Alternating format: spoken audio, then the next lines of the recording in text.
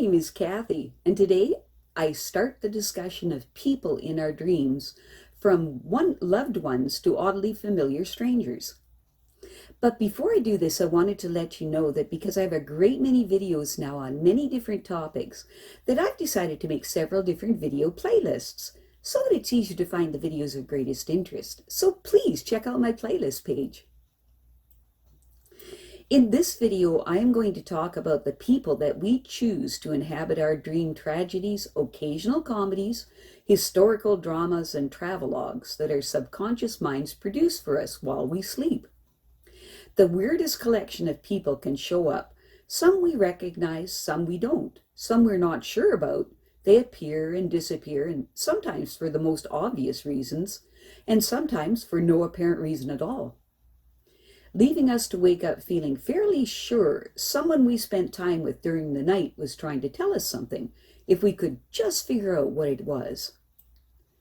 Adding to the mystery and the intrigue is the fact that the people we summon, seek out, meet with, and envision during sleep are here for our purposes, at our instances, as themselves and as archetypes, not just because of who they are, but because of who they are to us.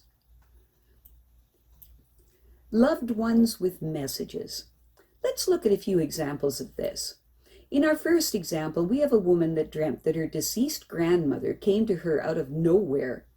In the dream, she took the woman's arm to stress the importance of what she was about to telepathically tell her. When alive, this woman's grandmother only spoke Spanish, but telepathically she spoke perfect, non-accented English. She got the feeling that her grandmother was talking about her boyfriend that she had recently broken up with. This is a great example of bringing in the heavy artillery while we sleep to make a point we are reluctant to consciously accept. This woman knows perfectly well that the man her grandmother was concerned about is her ex-boyfriend. She knows he is emotionally dangerous to her and potentially physically dangerous as well, and that he has no intention of staying away from her permanently. Most of all, she knows that left to her own devices, she might not have the strength of will to continue resisting him if he is relentless enough and manipulative enough, especially since he is so familiar with her weaknesses and how to use them against her. And so, rather than rely on her own sometimes clouded judgment, like all of us do from time to time, she summoned her grandmother, the person she trusted most, someone who would always be had her best interests at heart, someone whose wisdom, strength, and love she knew could empower her, someone who would never let something as trivial as death keep her away. Like the vast majority of messages received while we sleep, this woman's experience wasn't a dream.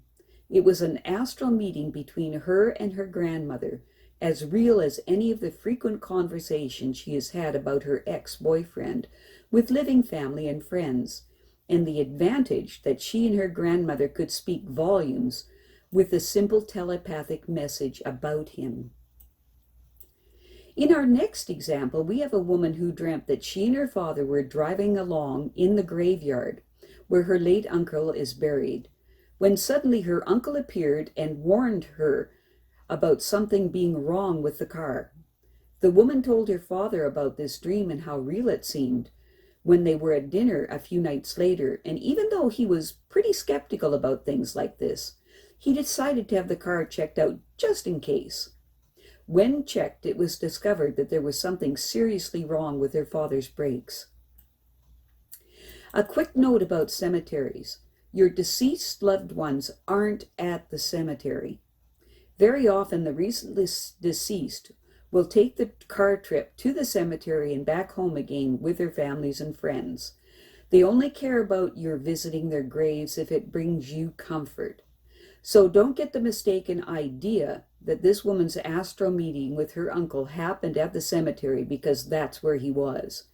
It happened at the cemetery because that's where she was, astrally traveling to see him in a place where she feels particularly close to him in her waking hours. Very often, deceased loved ones do try to warn us of trouble and other practical matters. They try more often than we give them credit for. Our most typical response, whether we are awake or asleep, when the messages are given, is to either ignore them or give ourselves a pat on the back for our intuition about something being wrong. It's true that sometimes our sixth sense warns of us of impending danger, but other times the warning comes from someone we think we have lost, who met us while we slept, to share information from our subconscious minds that our conscious minds are far too noisy and cluttered to hear during the day. In our next example, we have a woman that also chose an astral meeting place with a deceased loved one where she felt secure about being able to find her. She had a dream 3 or 4 months after her grandmother died, in which she arose from her casket and looked at her.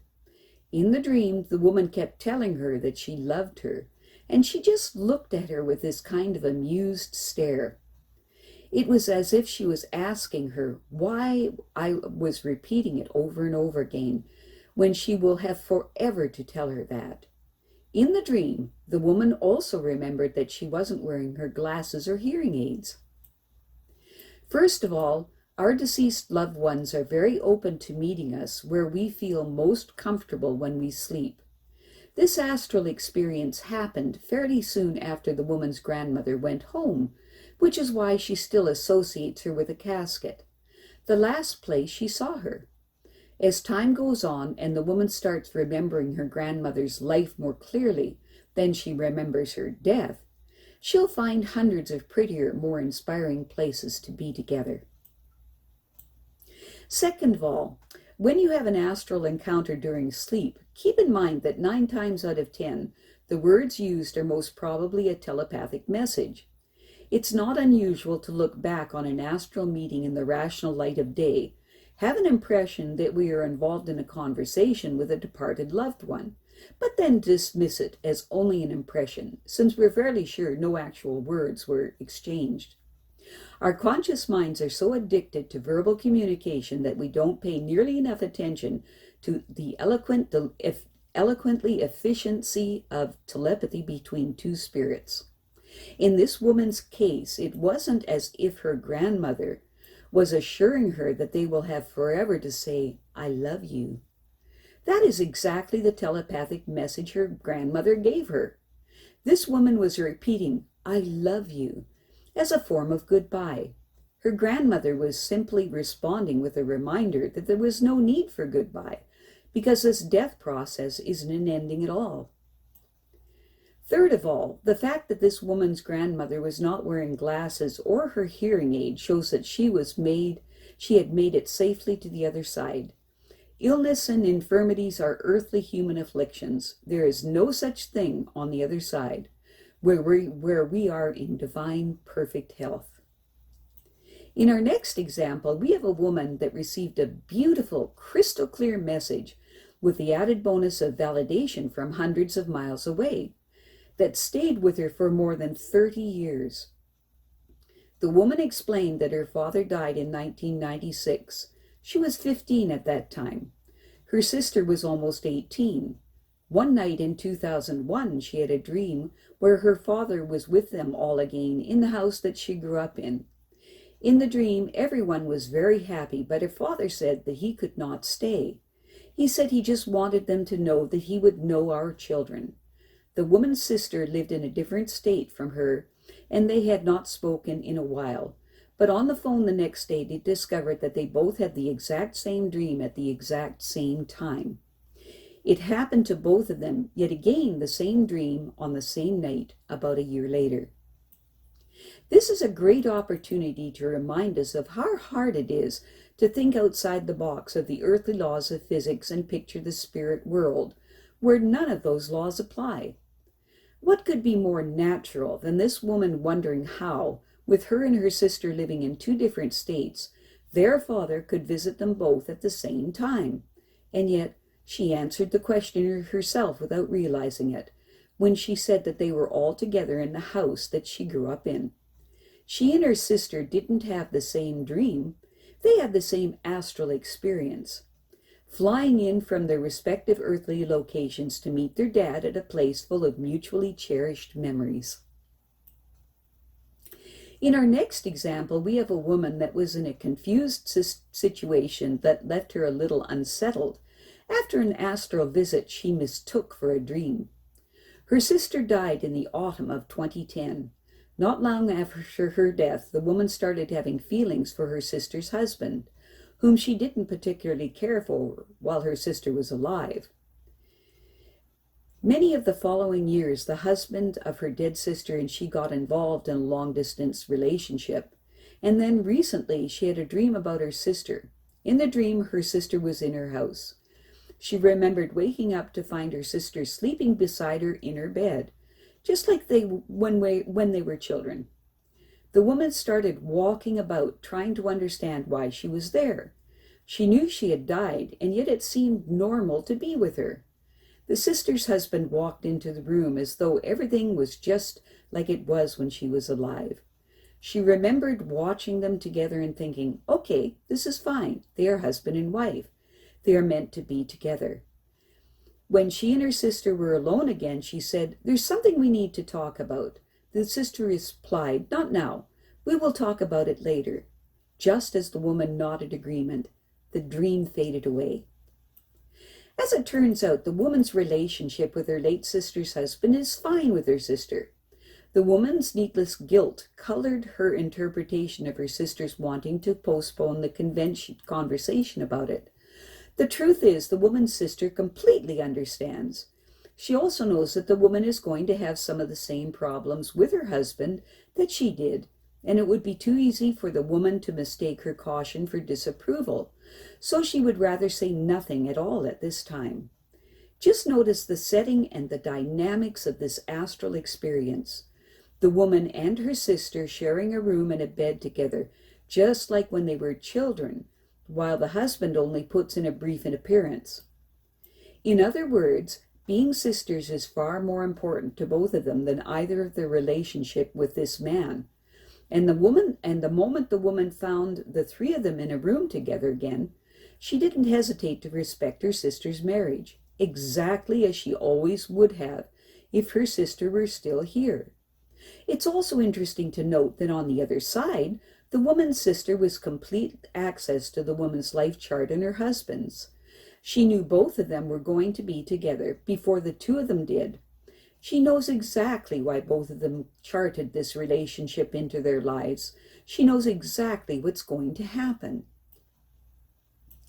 Sometimes the message a loved one comes to deliver simply boils down to, I know you are confused, and I'm here to help. A dream from another woman illustrates that experience beautifully.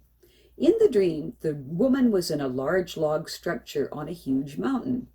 One whole wall was glass facing the ledge of the mountains, so that when you looked down from it, you couldn't see the ground beneath you. There were lots of people with her, maybe 30 or 40 of them. Suddenly she heard a voice, and she knew it was the Creator. She knew everyone else had heard it too, since they were all crying, as she was. The Creator told them to go outside, and we did, still crying. She was so happy to hear him. She remembered thinking, the Creator hasn't forgotten me after all. As she was walking outside, she saw her deceased grandmother walking toward her. The woman fell into her arms, crying. She told her that everything was all right. Just listen to the Creator and listen well. Then the Creator started talking again. It took them to look over the edge of the cliff. It told them to look over the edge of the cliff. And when they did, they saw a few people scattered on ledges below. As the woman looked up at them, the Creator said, these are the people I am giving knowledge to, so that you can learn from them. Listen to them. They know.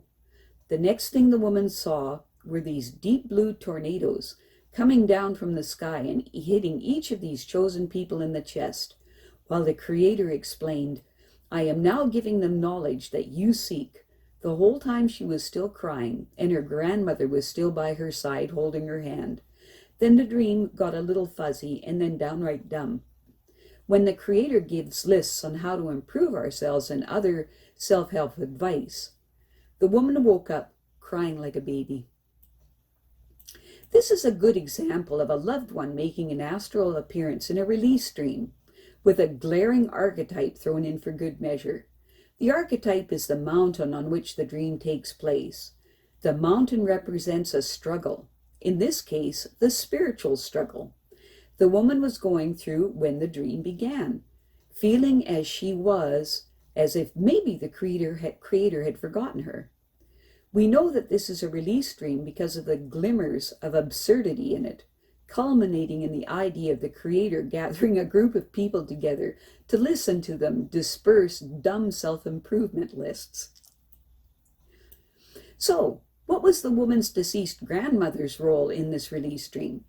She was there for comfort and support, obviously to put her arms around the woman while she cried and to hold her hand as the rest of the dream played itself out.